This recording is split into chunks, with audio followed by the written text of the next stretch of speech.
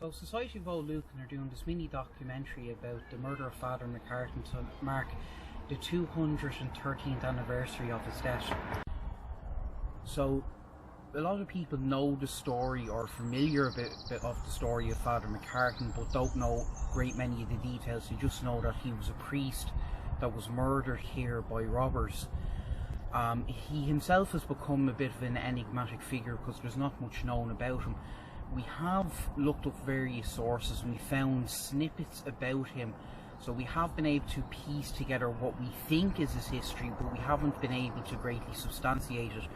What we do know was at the time of his death in 1807 he was 42 years of age, which means he would have been born in either late 1765 or early 1766. So from what little information we have pieced together, it seems that Father McCartan was ordained in Rome on the 17th of May in 1787. He then studied at St. Isidore's College in 1789 and was appointed the Ulster lecturer at St. Anthony's College in Belgium in 1793. He then returned to serve with the Franciscan friars in Drogheda around 1797. There's anecdotal evidence in that a priest who was involved in the 1798 rebellion purported that he was inducted into the United Irishmen by a Father James McCartan, so it is possible that he may have been a recruiter for that organisation. And that organisation was active in Ireland until it was disbanded in 1808. Father McCartan was transferred to Clondalkin, Lucan and Palmerstown parishes to serve as a curate for all three in 1805, and he served there until he met his death on the 3rd of June 1807. Before we proceed with the story of Father McCartan's murder, I think it is important to give an idea of the situation that existed in Ireland and the Lucan area at the time. So the 1798 rebellion was still in the living memory at this stage. It had happened only 9 years previously, and it appears that people from Lucan played a prominent role in this uprising. There was a pub in Lucan called the Orange Tree, we know just from ads that were taken out in the paper, and its proprietor was one Thomas Lynch. Thomas had two sons who were called Thomas and Patrick, and both of those played prominent roles in the 1798 rebellion. Patrick was actually a member of the Kildare militia who mutinied, and he became an aide-de-camp to the commander of the local garrison of rebel forces here. It's said that both of these brothers orchestrated raids to gather weapons in Lucan. They raided the forge.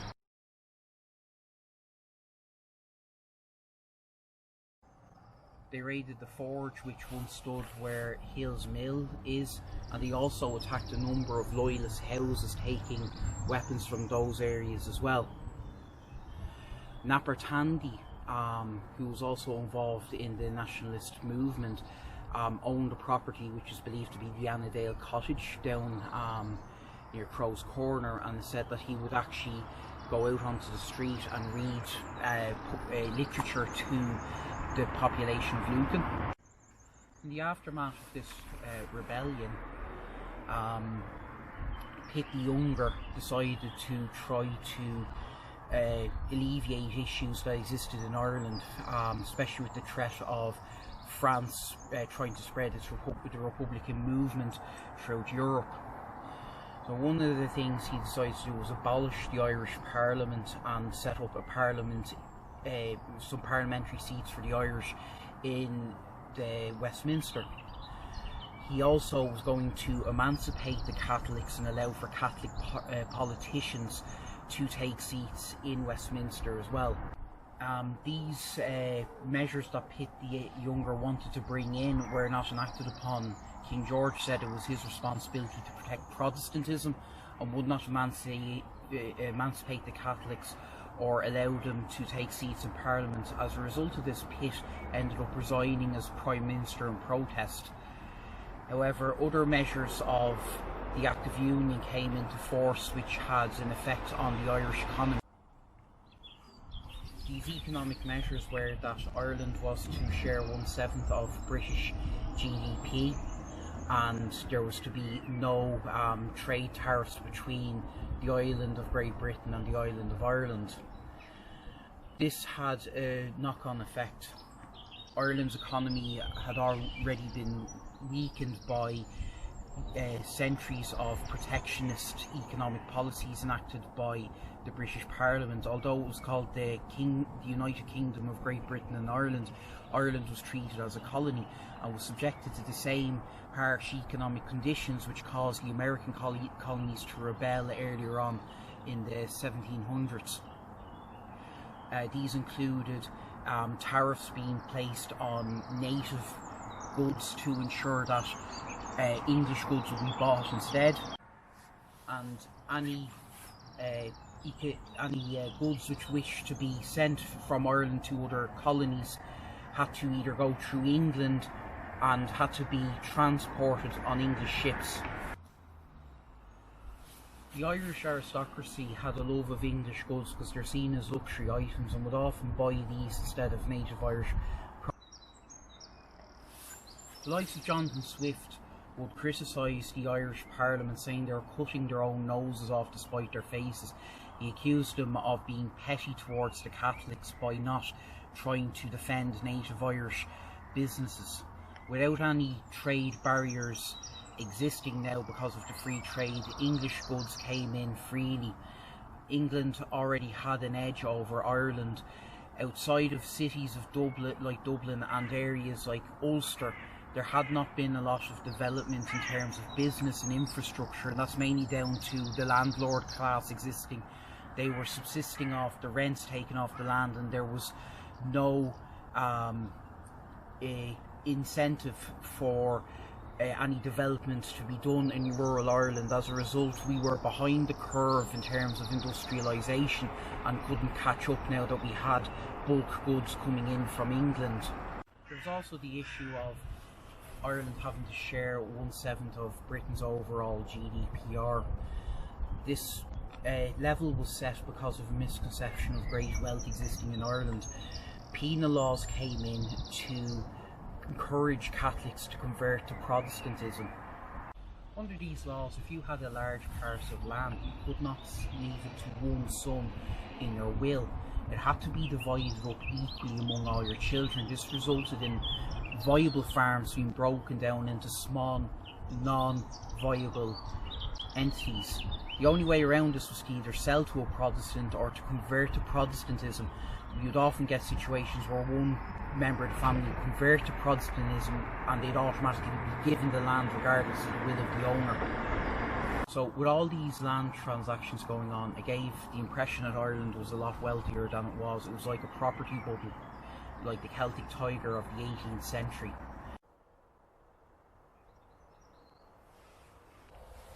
We're here at St. Finian's Church. This is the final resting place of Father McCartan. The morning of the 3rd of June 1807 would have began like any other morning for Father McCartan. He was preparing to head up to Palmerstown to say the Stations of the Cross for his parishioners. Unknown to him, up in Dublin City, the men who would eventually murder him were also meeting up and making preparations for their failed robbery in Lucan. The ringleader of this gang was a labourer from St. James Street called Michael Donoghue.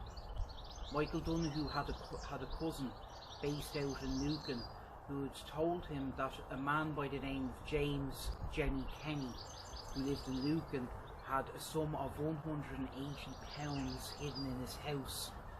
And Michael decided he was going to get a gang of men together. They would pretend to be bailiffs, serve a false warrant to Jenny Kenny and rob his house. The men he gathered around were local labourers and workers from the James Street area. These included Peter Larkin, who was a fellow labourer and lived close by on James Street, Thomas Fletcher, who was a tailor based out of Tripoli, which is now Thomas Court Spawn, Christopher Walsh, a demobilised soldier from the Tipperary militia, Thomas Weir, a waiter at a local tavern called the Cock Tavern, and John Murphy, a baker from Smithfield, who had previously owned a silver plating business that went under when the Act of Union came into force. These men met at a pub called the Golden Ball in the Thomas Street area. At 5:30 they decided to set their plan in action, and they went their separate ways to make their final preparations. Thomas Fletcher fetched his pistol. John Murphy went home to get a pistol which he acquired. It seemed that he didn't own it and didn't know how to use it because he had to get Thomas Fletcher to load it for him. Thomas Weir and John Murphy hired a taxi cab owned by a man called James White, and the plan was they were going to get this cab to Lucan. So already they'd set themselves up to fail because they'd introduced an outsider who could identify them.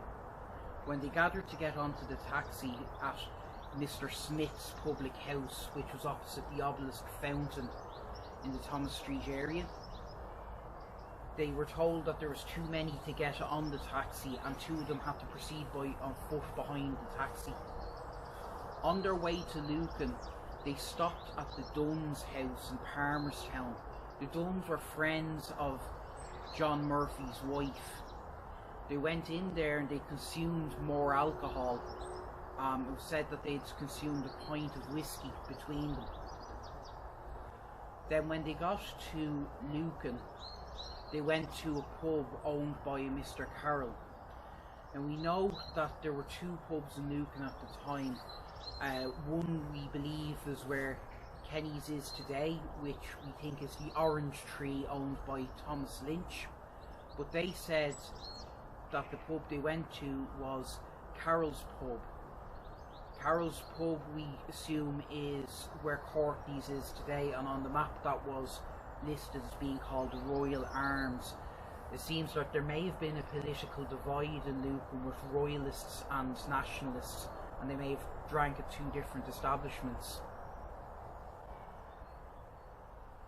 The gang then gave some money to James White, the taxi man, to buy drink, and they went beyond the turnpike at what is now the AIB to a laneway to meet Michael Donoghue's cousin. We think that this may have been Tandy's lane that they were talking about. When they got there, Michael Donoghue's cousin refused to help them in committing this act of robbery, but eventually his wife was convinced to go out and point out where James Kenny's house was. She went with a kettle pretending she was collecting water from the well and pointed them to his farm. Earlier in the day, around 3 o'clock, Father McCartan had finished his duties in the parish of Palmerstown and went to meet his friend Thomas Lynch, no relation, or around 3 o'clock in the afternoon, Father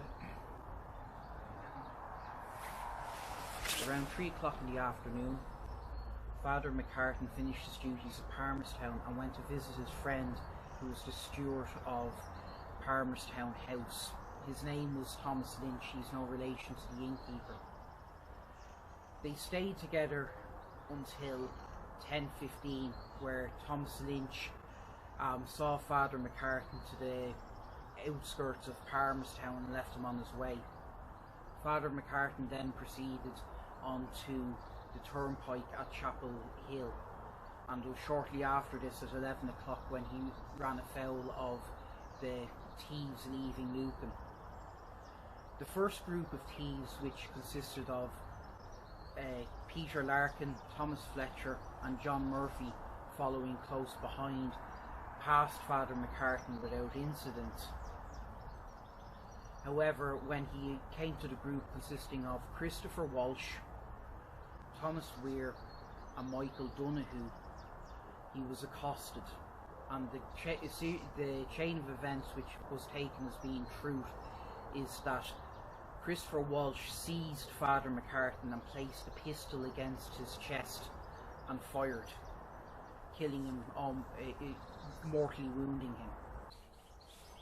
At this stage, John Murphy started to get cold feet and didn't want to be in possession of the pistol, and he tried to hand it over to Michael Donoghue. He said Christopher Walsh took the gun from him, saying there was no point giving it to a man who doesn't know how to use it, and he gave him a stick in exchange. They then went on to Jemmy Kenny's farm. They scouted the area and noted that there were a number of itinerant labourers asleep in the barn, but they proceeded to the house, where they attempted to serve their false warrant to a servant girl there called Elizabeth Rourke. They were met with resistance, and they forced their way into the house, attacking a servant man in the process. They then ransacked the house, went through a number of chests of drawers, but found no money and left empty-handed. So now they had committed burglary. They didn't have the money they set out for, and they didn't have the means to pay the taxi man. So they decided to split into two groups so they could sneak past him when they got back to Lucan village. They managed to get past James White without being noticed, and they headed up towards Chapel Hill. It was at Chapel Hill where they met Father McCartan. The two groups, which consisted of John Murphy, Thomas Fletcher and Peter Larkin,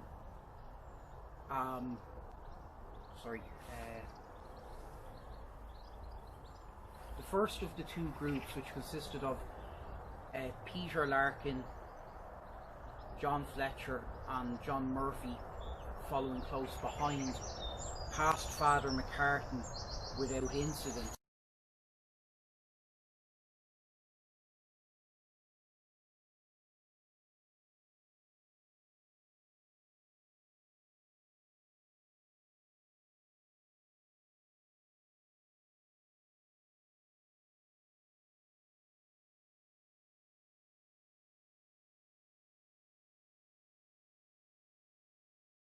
The prisoners were taken to Newgate prison to await trial.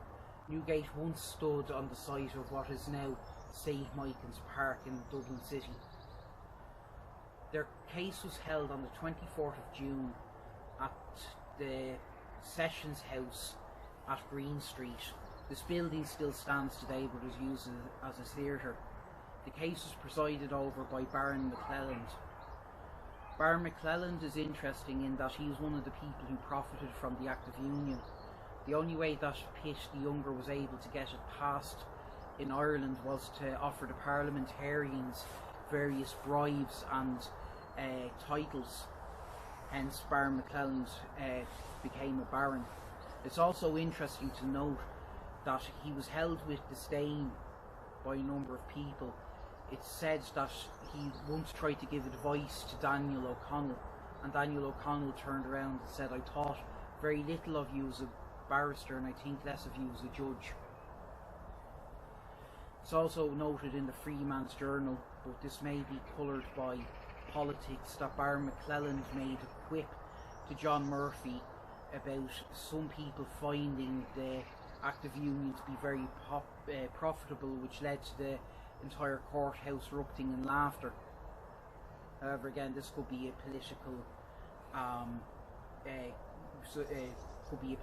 piece, as the Freeman's Journal got a number of items about the case incorrect in their publication, including the name of Father McCartan, who they called Father McCarty.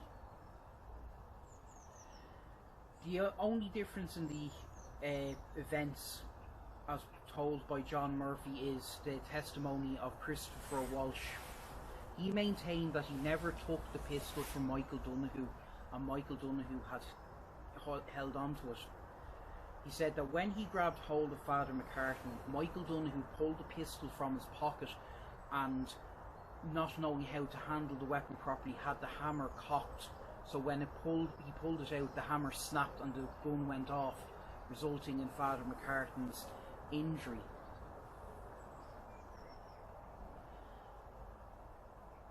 The trial was an open and shut affair. There was very little defence provided for the accused. A number of character witnesses came in to try to lessen the sentence that would be imposed on Thomas Weir.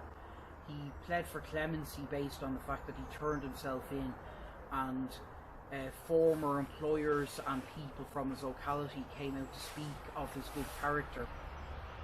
The judges, however, said that whatever good character he had prior to the crime was undone by the fact that he took part in it. And they said that although he may not have been the one to pull the trigger on the gun, by fact of being involved in this conspiracy to commit a crime, he was an accessory to the murder and therefore just as responsible for it. So he was sentenced to death alongside Christopher Walsh. Thomas Weir had asked for an opportunity to prepare himself. However, he was told he would only have the couple of days before the execution and no more. Christopher Walsh's parting words from the court was he would die a happy man if John Murphy were to join him on the gallows. Father McCartan was laid to rest here. He had a large headstone which is now gone. In the 1890s there was a double bell top at the top of this gable wall which collapsed and landed on his grave, smashing the headstone into pieces. All of the pieces were here in the graveyard at one stage. However, they've since been scattered and people may have carried them off as souvenirs. There's only one piece that we can identify now. Here we have the last remaining piece of Father McCartan's headstone. You can tell it's his because you can make out the line here, he was robbed. Thankfully, graveyard surveys carried out in the 1800s actually transcribed what was once said on the headstone.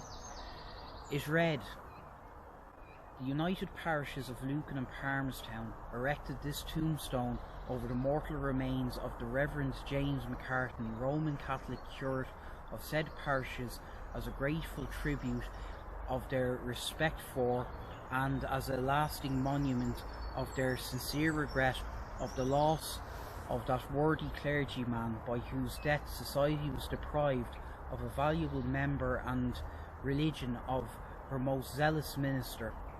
Lamentable to add, he fell a victim to the sacrilegious hands of sanguinary banditti, by whom he was robbed and murdered on the hill of Lucan on the 3rd day of June AD 1807, and in the 42nd year of his life. Requie in pace. Amen."